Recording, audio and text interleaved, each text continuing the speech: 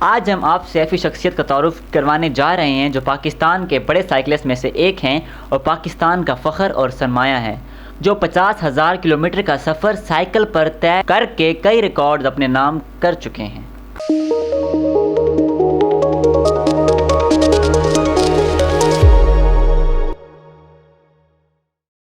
تو یہ بتائیں کہ سائیکلنگ کا شوق آپ کو کہاں سے شروع ہوا، کہاں سے لگا؟ سائیکلنگ کا شوق کوئی بنیادی ضروریات کی وجہ سے لگا ہے۔ جیسا کہ میں شہر میں اپنے دیہات سے یہاں پڑھنے کے لیے سائیکل پر آتا تھا، اس وقت اتنے وسائل نہیں تھے، حالات نہیں تھے، اگر سائیکل نہ چلاتا تو شاید شہر کا رخ بھی نہ کر سکتا۔ تو وہ ایک اس مجبوری میں چلاتے چلاتے پھر ایک مقصد بھی تھا کہ میں کچھ منفرد بھی کروں، اپنے لیے، اپنے ملک کے لیے کروں۔ میں نے ایک بار پہلے شروع میں میرے پروگرام تھا کہ میں میراتھن میں چلوں، دوڑ میں، کچھ عرصہ اس کے پیچھے میں نے اپنے آپ کو بھگایا ہے۔ ایک دن ٹی وی دیکھ رہا تھا تو سائیکلنگ کا مقابلہ مائنڈ میں آیا، یار یہ کیوں نہ سائیکلنگ کوئی بندہ کر لے، کیونکہ اس وقت ایج ایسی ہوتی ہے بندہ اپنی سلیکشن کر سکتا ہے۔ میں لگن، جوش، پلاننگ کر لی بھی، مجھے بارش بھی ہے تو میں اپنے آپ کو ریسل کے طور پر بارش میں بھی سائیکل چلاؤں گا، آندھی میں بھی سائیکل چلاؤں گا، گرمی میں بھی، ان کے آپ کو مینٹلی طور پہ ہر انوائرمنٹ کے لیے میں نے تیار کیا۔ میرا پلان بنا ایک، اس وقت مارک بیبمنٹ تھا برٹش، اس کا دنیا کا تیز ترین سائیکل چکر لگانے کا تھا، اس نے ورلڈ گنیز بک میں اس کا نام درج ہے۔ میرا بھی پلان تھا میں اس کا ریکارڈ بریک کروں گا۔ جب میں نے اپنے دور 3 ورلڈ پلان کر لیے کہ 3 حصوں میں پوری دنیا کا چکر لگاؤں گا۔ اب یہاں سے نہیں ہے مناسب کہ آپ یہاں سے نکلیں پورا دنیا گھوم کے آ جائیں، ظاہر ہے درمیان میں سمندر بھی ہیں اور پھر وہاں اس لیے میں نے اس کی مناسبت سے جغرافیائی لحاظ سے میں نے 3 حصوں میں پلان کیا۔ تو میں کہ دوستوں سے شیئر کرتا، ظاہری بات ہے سیدھا لوگ کہتے پاگل ہیں آپ، اور اس سے جو چیزیں ہمیں ملی ہیں ایک خوف ختم ہوا ہے میرے اندر، اللہ سے تعلق مضبوط ہوا ہے۔ سفر میں بندہ تنہا ہوتا ہے، کوئی نہیں ہوتا لنک، براہ راست بندہ سوچ رہا ہوتا ہے اللہ سے رابطہ رکھے، اللہ سے وہ کرتے کرتے بندہ اللہ سے ایک تعلق جوڑ گیا ہے، ایک مسافر کی طرح۔ تو اس میں آپ نے ابھی تک کیا اچیو کیا، کتنا سفر کیا، کتنے اور کیسے کیا، اس میں کتنی مشکلات پیش آئیں آپ؟ مشکلات اصل میں مقصد بڑا تھا، مشکلات چھوٹی تھیں۔ جب انسان ایک چیز پہ توکل اللہ کر لیتا ہے وہ مشکلیں آسان ہو جاتی ہیں۔ شروع میں تو میں نے نہیں دیکھا پانی بھی بوتل بھی ساتھ چاہیے، نہیں دیکھا بیگ بھی چاہیے، وہ یہی دیکھا صبح چلنا ہے، کل چھٹی ہے، وہ جو کچھ سائیکل جیسے کڑی ہے نکل پڑتا تھا۔ اپنے آپ کو میں نے خود بھی آزمائش میں ڈالا۔ پہلے میں نے ہاف ڈے کا ٹور کیا، پھر 1 ڈے کا کیا، پھر 2 ڈے کا کیا، پھر 3 ڈے کا کیا، پھر میں نے دیکھا کہ میں اب کر سکتا ہوں، اب میں اس کے لیے تیار ہوں۔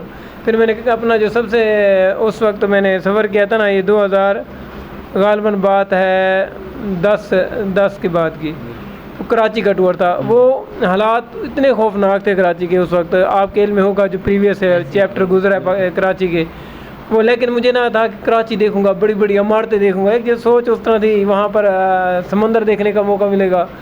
وہ میں نے پھر یہ پلان کیا وہاں پر میں تیز ترین ریکارڈ بناؤں گا وہاں پہنچنے کا۔ میں نے 3 دن کا ٹور کیا کہ میں 3 دن میں کراچی پہ، ٹرین بھی اس وقت 3 دن میں 2 دن میں پہنچی تھی، میں نے کہا میں 3 دن میں پہنچوں گا۔ اور پورا پنجاب 90% میں نے سائیکل پہ پہلے ایکسپلور کیا ہے۔ یہاں جو ٹورسٹ اسپاٹ تھیں وہ چیزیں دیکھیں، لاہور ہے، سیالکوٹ ہے، پنڈی ہے، اسلام آباد، ڈی جی خان تک، فورٹ منڈرو تک گیا ہوں، یعنی کہ یہ پنجاب کو میں نے تقریباً دیکھ لیا ہے۔ پھر میرا دل تھا کہ اب پہاڑی علاقے کی طرف جاؤں، انشاءاللہ وہ میرا سفر ابھی جاری ہے اور جاری رہے گا۔ کون سی سائیکل پہ آپ ٹریولنگ کرتے ہیں؟ سائیکل عام ہے، سوراب ہے، جو عام ہم دیکھتے ہیں ادھر تو گھوم رہی ہوتی ہے۔ کوئی حکومتی اعزاز یا حکومتی کوئی اپریشن آپ کو دی گئی ہے یہ؟ میں نے اخبارات کی کوریج تو کافی میں نے اکٹھی کی ہوئی ہے، وہ ملتی رہی ہے چینلوں پہ۔ اس کے علاوہ جو حکومتی اعزازات ہیں وہ نہیں ملے۔ آگے آپ کا کیا ابھی ہدف ہے؟ ہدف آگے چترال کا ہے، وہ اسی مہینے کنٹینیو ہوتا، لیکن کچھ گھریلو مصروفیات کی وجہ سے میں وہ نہیں کر پایا۔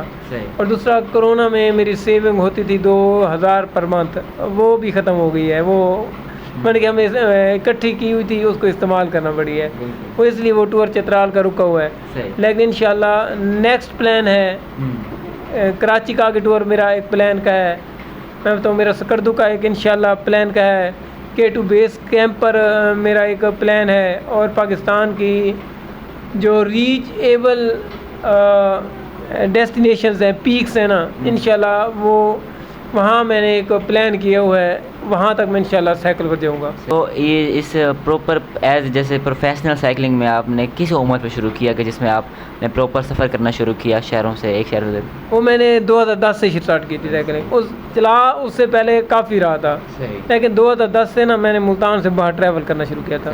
شروع کیا آپ نے تو لوگوں کی طرف سے کیسے ریئیکشن آیا آپ کو؟ انسپریشنل آیا یا ڈیموشنل؟ نہیں، ڈی موٹیویشن زیادہ ملی ہیں۔ جو قریب ترین تھے نا انہوں نے مجھے سمجھیں کہ ڈائریکٹلی دوست تھے، انہوں نے کہا یہ فضول ہے، پاکستان میں ہو نہیں سکتا، حتیٰ کہ میڈیا چینل کوریج کرنے والے نے مجھے ایک بار بلایا، کہتا یار آپ کس پنگوں میں پڑے ہو؟ جب میں کرائے پشاور ٹور کے نکل رہا تھا نا، 2013 کا تھا سال، مجھے کہا آپ کی لاش واپس آئے گی، آپ پشاور نہ جائیں۔ آپ کا سفر کرنے کا کیا طریقہ کار ہے؟ کیا مطلب کتنے گھنٹے سائیکلنگ کرتے ہیں؟ ریسٹ کرنا ہے مکمل ذرا بتائیں گے۔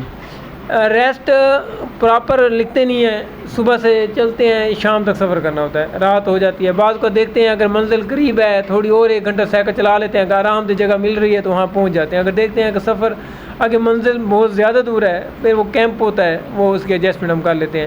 ویسے الحمدللہ مسلم ممالک ہیں، مہمان نوازی سنت نبوی ہے، اور لوگوں کی طرف سے یہ ملتی ہیں، مسجدیں ہیں، مدرسے ہیں، لوگ بھی مہمان نوازی کرتے ہیں۔ جو آپ کی یہ مطلب ایک ایکسائٹمنٹ ہوتی ہے، یہ صرف ڈیسٹینیشن کی طرف جاتے ہوئے ہوتی ہے کہ جب واپس آنا ہوتا ہے فیل ہوتا ہے کہ یار اب واپس جا رہے ہیں، اب اتنا سفر کر کے واپس بھی جانا ہے، اس طرح کی فیلنگ آتی ہے؟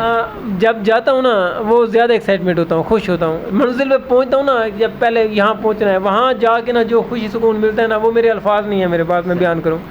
ایسا لگتا ہے خدا نے مجھے نا ایک عظیم مقصد کے لیے بنایا، اور مجھے وہ چیز میرے اللہ نے مجھے وہاں تک پہنچا دیا، میرے لیے پیش کر دی۔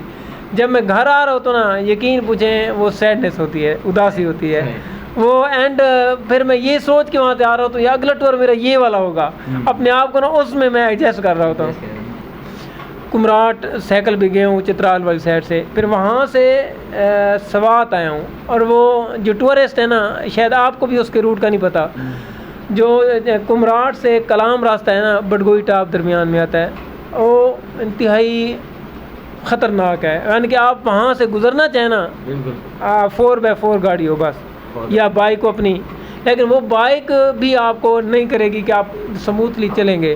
ایک طرف کھائی ہیں، پراپر صرف مخصوص راستہ جس پہ آپ چلیں گے، اگر وہاں ان بیلنس ہوئے نا بس ڈیفینیٹلی آپ کی موت ہی ہے وہاں پر، جو میں نے دیکھی ہے وہ میں نے نا اپنی زندگی کا اب تک کے لیے ٹف ترین میں نے سفر پایا ہے۔